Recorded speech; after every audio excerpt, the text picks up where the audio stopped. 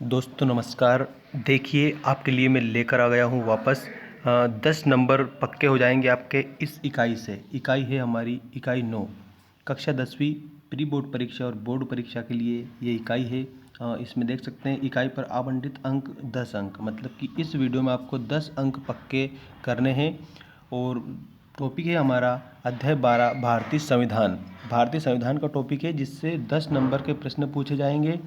तो चलिए देखते हैं। सबसे पहला क्वेश्चन दीर्घ उत्तरीय प्रश्न 4 नंबर का, ठीक है। और दोस्तों 10वीं क्लास का सारा मटेरियल हमने अपलोड कर दिया है और विषय का, तो प्लेलिस्ट बनी हुई, प्लेलिस्ट को आप विजिट करके देख सकते हैं। चलिए पहला क्वेश्चन देखते हैं दीर्घ उत्तरीय का। संविधान सभा का परिचय देते हुए मध्य प्रदेश से संबंधित संविधान सभा के प्रमुख सदस्यों के नाम लिखिए। इसमें आपको संविधान सभा का परिचय देना है और मध्य प्रदेश से संबंधित जो संविधान सभा के प्रमुख सदस्य हैं उनका नाम बताना है। तो चलिए देखते हैं। संविधान सभा कैबिनेट मिशन योजना के सुझावों पर जुलाई 1946 में संविधान सभा के सदस्यों का निर्वाचन हुआ था। और संविधान सभा में डॉक्टर राजेंद्र प्रसाद, पंडित जवाहरलाल नेहरू, सरदार पटेल, मौलाना अब्दुल कलाम आज़ाद और श्यामा प्रसाद मुखर्जी, सरदार बलदेव सिंह आदि प्रमुख थे। ठीक है, ये तो हो गया संविधान सभा, है ना। और इसके बाद में अगला इसी में देखिए, संविधान सभा की जो पहली बैठक है वो 9 दिसंबर 1946 को हुई थी। कब हुई थी? 9 दिसंबर 1946 को, जिसमें डॉक्टर सच्चिदानंद सिन्हा को संविधान सभा का अस्थायी अध्यक्ष चुना गया था। किसको अस्थायी अध्यक्ष चुना गया? डॉक्टर सच्चिदानंद सिन्हा को। और संविधान सभा की जो दूसरी बैठक है वो 11 दिसंबर 1946 को हुई थी। कब हुई थी? 11 दिसंबर 1946 को, जिसमें डॉक्टर राजेंद्र प्रसाद को स्थायी अध्यक्ष चुना गया। संविधान सभा की 2 वर्ष 11 माह 18 दिन की कार्य अवधि में कुल 11 अधिवेशनों में 166 बैठकें हुई थी। मतलब कि कितने अधिवेशन हुए थे? 11 अधिवेशन हुए थे और 166 बैठकें हुई थी। और नवनिर्मित संविधान 26 नवंबर 1949 को संविधान सभा द्वारा अंगीकार किया गया था। संविधान सभा द्वारा जो नया संविधान है कब अंगीकार किया गया था? 26 नवंबर 1949 को। तथा 26 जनवरी 1950 को पूर्ण रूप से भारत पर लागू हो गया था। मतलब संपूर्ण रूप से लागू कब हुआ था? 26 जनवरी 1950 को। मध्य प्रदेश से पंडित रविशंकर शुक्ल, सेठ गोविंद दास, हरि विष्णु कामत, घनश्याम सिंह गुज, गोपीकृष्ण विजयवर्गीय और राधा वल्लभ विजयवर्गीय, ठाकुर लाल सिंह आदि प्रमुख संविधान सभा के सदस्य थे। ये मध्य प्रदेश के सदस्य थे। कौन कौन? रविशंकर शुक्ल, गोविंद दास, हरिविष्णु कामत, घनश्याम सिंह, गोपीकृष्ण विजयवर्गीय, राधा वल्लभ विजयवर्गीय और ठाकुर लाल सिंह। ठीक है। और डॉक्टर भीमराव अंबेडकर प्रारूप समिति के अध्यक्ष थे। ये भी आपको याद रखना है कि डॉक्टर जो भीमराव अंबेडकर है वो प्रारूप समिति के अध्यक्ष थे। तो ये पहला क्वेश्चन हमारा कंप्लीट होता है। संविधान सभा का परिचय देते हुए मध्य प्रदेश से संबंधित संविधान सभा के प्रमुख सदस्यों के नाम लिखिए। ठीक है, 4 नंबर का ये प्रश्न है। मोस्ट से भी ज़्यादा मोस्ट क्वेश्चन है दोस्तों। और ये क्वेश्चन बैंक से मैं आपको बता रहा हूँ, पूरी क्वेश्चन बैंक से ही आपका आएगा। ठीक है, अब दूसरा क्वेश्चन देख लेते हैं। भारतीय संविधान की विशेषताओं का वर्णन कीजिए। ये देखिए भारतीय संविधान की विशेषताएं, ये 2019 में भी पूछा गया था, 2020 में भी पूछा गया था। ये 4 अंक आपके पक्के करके जाएगा। अच्छे से आपको ध्यान रखना है। ये इकाई 10 नंबर की है पूरी, ठीक है, जिसमें से 1 अंक का एक क्वेश्चन पूछा जाएगा और बाकी सारे मतलब कि एक खालिस्तान और वस्तुनिष्ठ में से आएगा 1-1 नंबर का, और बाकी 8 नंबर का इसमें क्वेश्चन आएंगे। तो भारतीय संविधान की विशेषताएं आप अच्छे से याद करेंगे। चलिए देखते हैं। लिखित एवं विस्तृत संविधान। भारत का संविधान लिखित एवं निर्मित संविधान है। भारत का संविधान विश्व का सबसे बड़ा संविधान है, जिसमें 395 अनुच्छेद हैं और 12 अनुसूचियाँ जो 22 भागों में विभाजित है। ठीक है, याद रखना। लिखित एवं विस्तृत संविधान में कितने अनुच्छेद है? 395, 12 अनुसूचियाँ और 22 भागों में विभाजित है। दूसरा है कठोर व लचीलेपन का सम्मिश्रण। दूसरा क्या है? कठोर व लचीलेपन का मिश्रण है। संविधान में संशोधन की जो प्रक्रिया के आधार पर 2 तरह के संविधान होते हैं, एक तो कठोर एवं लचीला। तो संविधान की दृष्टि से मतलब जो संशोधन है उसकी दृष्टि से भारत का जो संविधान है वो कठोर भी है और लचीलापन का सम्मिश्रण है। इसके बाद तीसरा पॉइंट देखिए, संपूर्ण प्रभुत्व संपन्न गणराज्य। संपूर्ण प्रभुत्व संपन्न का अर्थ है कि भारत अपनी आंतरिक व विदेश नीति का निर्धारण स्वयं करेगा। मतलब कि आंतरिक नीति का और विदेश नीति का निर्धारण वो स्वयं करेगा। भारत पर किसी विदेशी सत्ता का कोई भी अधिकार नहीं है और भारत अंतर्राष्ट्रीय क्षेत्र में अपनी इच्छा अनुसार आचरण कर सकता है। इसके बाद में अगला पॉइंट देखिए, समाजवादी एवं पंथ निरपेक्षता। मतलब कि इसका अर्थ क्या होता है कि भारत में बहुत सारे जाति के जो लोग रहते हैं फिर भी हम एक हैं। ठीक है, समाजवादी राज्य से अभिप्राय है कि भारतीय व्यवस्था समाजवादी ढांचे पर आधारित होगी। राज्य सभी पंथों मतलब होता है धर्म, पंथों का समान रूप से सम्मान करेगा और किसी पंथ विशेष को राज्य धर्म के रूप में नहीं मानेगा। मतलब कि राज्य का कोई धर्म नहीं होता है। राज्य के लिए जो सभी धर्म है वो क्या होते हैं? समान होते हैं। ठीक है, लास्ट पॉइंट देखिए इसका, संसदीय शासन प्रणाली। भारतीय संविधान द्वारा देश में संसदीय शासन प्रणाली की स्थापना की गई है। कौन सी शासन प्रणाली? संसदीय। कार्यपालिका की जो वास्तविक शक्ति मंत्रिपरिषद में निहित होती है तथा राष्ट्रपति नाम मात्र का शासक होता है। वास्तविक जो शक्ति है वो किसमें? मंत्रिपरिषद में, और राष्ट्रपति नाम मात्र का शासक होता है, इसीलिए राष्ट्रपति को नाम मात्र का शासक कहा जाता है। और वास्तविक जो कार्यपालिका है वो प्रधानमंत्री होता है। तो ये दूसरा क्वेश्चन भी हमारा कंप्लीट होता है जिसमें भारतीय संविधान की विशेषताएं थी। दोस्तों, चैनल को सब्सक्राइब नहीं किया है तो जल्दी से चैनल को सब्सक्राइब कर लें, क्योंकि इसमें इस प्रकार की अपडेट दी गई है जो आपकी 10वीं कक्षा के लिए काफ़ी मोस्ट इम्पोर्टेंट है। चलिए अब नेक्स्ट क्वेश्चन देखते हैं।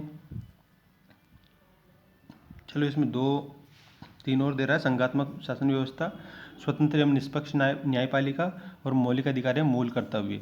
तो ये भारतीय संविधान की विशेषताएं हो गई है। अब समाजवादी एवं पंथ निरपेक्षता वाला जो क्वेश्चन है आशय समझाइए, ये मैं आपको बता रहा हूँ। देखिए, समाजवादी एवं पंथ निरपेक्षता से क्या आशय है, ये 2018 में पूछा गया सवाल था। चलिए इसको देख लेते हैं। समाजवादी राज्य से अभिप्राय समाज की समतावादी व्यवस्था से है। कैसी व्यवस्था से? समाज की समतावादी। और भारत ने परिस्थिति के अनुसार समाजवाद को अपनाया है और प्रत्येक नागरिक की न्यूनतम आवश्यकताओं की पूर्ति का आश्वासन देता है। और संविधान में पंथ निरपेक्ष राज्य का आदर्श रखा गया है। इसका अर्थ है कि राज्य सभी पंथों का समान रूप से सम्मान करेगा। पंथ मतलब कि होता है धर्म। सभी धर्मों का जो राज्य है वो समान रूप से क्या करेगा? आदर करेगा, है ना। और इसका अर्थ ये है, देखो, संविधान में पंथ निरपेक्ष का आदर्श रखा गया है तो मतलब कि जो धर्म है वो सभी समान रूप से मानेंगे राज्य। तो राज्य का कोई विशेष धर्म नहीं है। सरकार द्वारा नागरिकों के मध्य पंथ के आधार पर भेदभाव नहीं किया जाएगा। मतलब धर्म के आधार पर राज्य कोई भी भेदभाव नहीं करता है, कानून कोई भेदभाव नहीं करता है। और प्रत्येक व्यक्ति को अपने धर्म और उपासना की स्वतंत्रता का अधिकार है। तो यही है समाजवादी एवं पंथ निरपेक्षता। तो पंथ निरपेक्ष का आशय समझ लेना कि राज्य का कोई भी धर्म नहीं है, राज्य के लिए सभी धर्म समान है। अगला क्वेश्चन देखिए, संघात्मक शासन प्रणाली की विशेषताएं लिखिए। संघात्मक शासन प्रणाली की विशेषताएं निम्न प्रकार है। ये 2019 में पूछा गया था। देखिए, भारत राज्यों का संघ है। भारत क्या है? भारत राज्यों का संघ है। संघात्मक शासन प्रणाली की पहली विशेषता हो गई। अब दूसरी विशेषता देखते हैं। भारतीय संविधान के प्रथम अनुच्छेद के अनुसार भारत राज्यों का संघ है। भारत क्या है? तो भारत राज्यों का संघ है, ये भी याद रखना। संविधान बहुत सीमा तक लिखित व कठोर है। संसदीय शासन प्रणाली उस शासन प्रणाली को कहते हैं जिसमें राज्य का अध्यक्ष नाम मात्र का अध्यक्ष होता है और सर्वोच्च न्यायालय संविधान का रक्षक है। ये मोस्ट चीज़ है, आ गई यहाँ पर। देखिए, संविधान का जो संरक्षक है, संविधान की रक्षा कौन करता है? तो सर्वोच्च न्यायालय करता है। कौन करता है संविधान की रक्षा? सर्वोच्च न्यायालय करता है। तो वास्तविक शासन प्रणाली प्रधानमंत्री तथा मंत्रिपरिषद द्वारा चलाई जाती है। तो वास्तविक जो शासन प्रणाली है वो किसके द्वारा चलाई जाती है? ये मंत्रिपरिषद और प्रधानमंत्री के द्वारा चलाई जाती है। और जो संघात्मक शासन प्रणाली की ये विशेषताएं कंप्लीट हो चुकी है, पूरी की पूरी विशेषताएं, और बिल्कुल सिंपल विशेषताएं हैं ये। अब इसके बाद में देखते हैं अगला क्वेश्चन, जिसमें आपको बताया गया है संसदीय शासन प्रणाली की विशेषताएं। संघात्मक की तो हो गई, अब संसदीय की देख लेते हैं। विशेषताएं हैं संसदीय शासन प्रणाली की। भारतीय संविधान द्वारा देश में संसदीय शासन प्रणाली की स्थापना की गई है। दूसरी विशेषता है कार्यपालिका की वास्तविक शक्तियां मंत्रिपरिषद में निहित होती है। किसमें निहित होती है? मंत्रिपरिषद में। और इस प्रणाली में राष्ट्रपति नाम मात्र का शासक होता है। और अगली विशेषता है, इस प्रणाली में मंत्रिपरिषद सामूहिक उत्तरदायित्व के सिद्धांत का अनुसरण करती है। किसका? सामूहिक उत्तरदायित्व के सिद्धांत का अनुसरण करती है। और इसके बाद में अब आता है हमारा अगला क्वेश्चन, जो कि काफ़ी मोस्ट इंपॉर्टेंट क्वेश्चन है। संविधान में वर्णित मौलिक अधिकारों का वर्णन कीजिए। मतलब कि संविधान में कितने मौलिक अधिकार दिए गए हैं उनके बारे में बताइए। ये क्वेश्चन है, छठा क्वेश्चन। तो चलिए इसको कंप्लीट कर लेते हैं। दोस्तों, ये पांचवा क्वेश्चन है ना, इसका आप स्क्रीनशॉट ले सकते हैं, छठे का भी स्क्रीनशॉट ले सकते हैं और याद कर सकते हैं, ठीक है। या फिर डायरेक्टली भी आप याद कर सकते हैं। तो संविधान में वर्णित मौलिक अधिकार इस प्रकार हैं।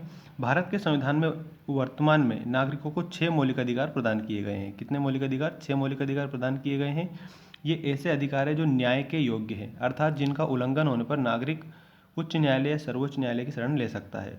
इन अधिकारों को संकट काल में प्रतिबंधित किया जा सकता है। अब ये अधिकार निम्न प्रकार हैं। भारत के संविधान में दिए गए जो मौलिक अधिकार है वो निम्न प्रकार हैं।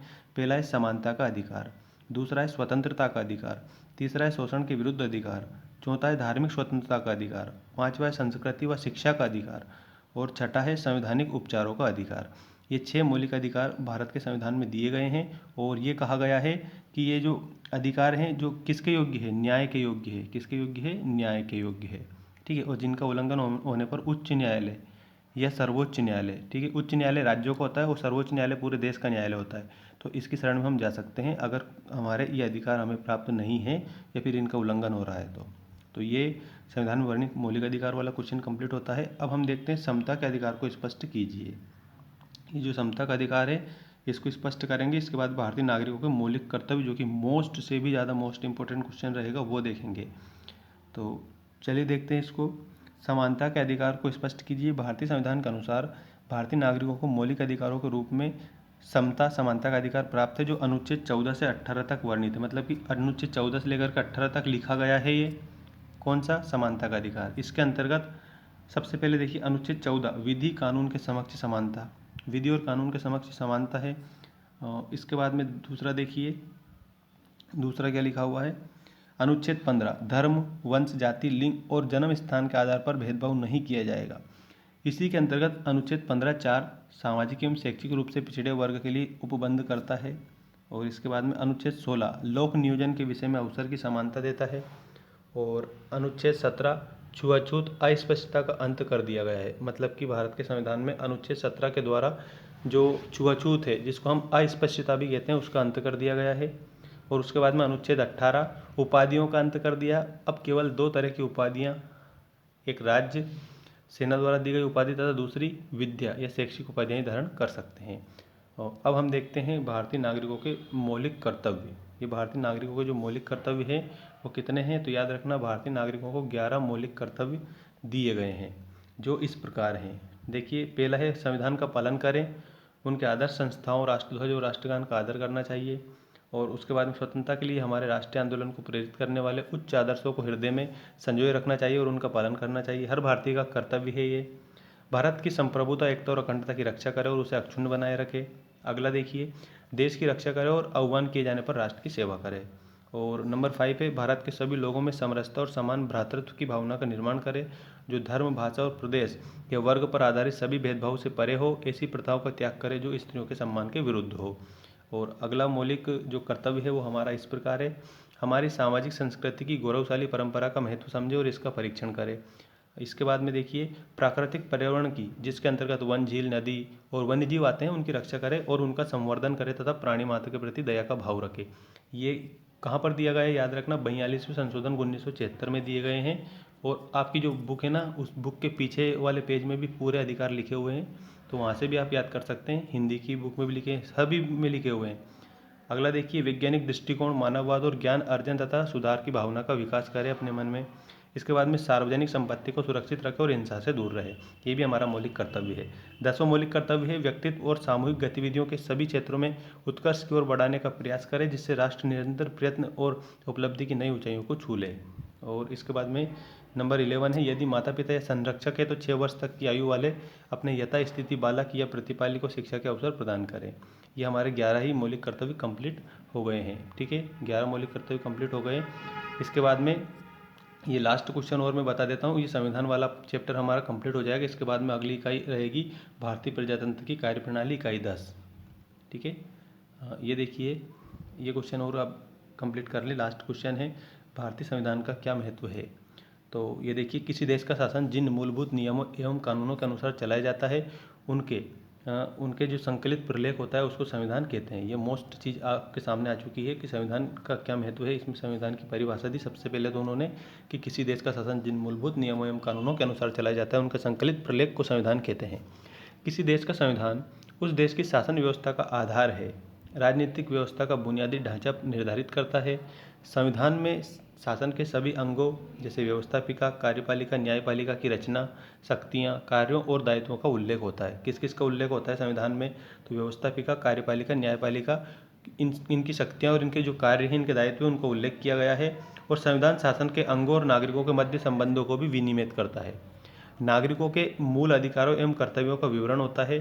संविधान के अभाव में शासन का सुचारू रूप से संचालन करना कठिन है, जिससे अराजकता की स्थिति निर्मित होने की प्रबल संभावना रहती है। मतलब कहने का अर्थ ये है कि एक देश के लिए संविधान का होना बहुत ही ज़्यादा जरूरी है। अगर किसी भी देश में संविधान नहीं होगा तो वहाँ पर जो शासन व्यवस्था है वो सुचारू रूप से नहीं चल पाएगी और यही संविधान का महत्व है। तो ये लास्ट क्वेश्चन हमारा कंप्लीट होता है।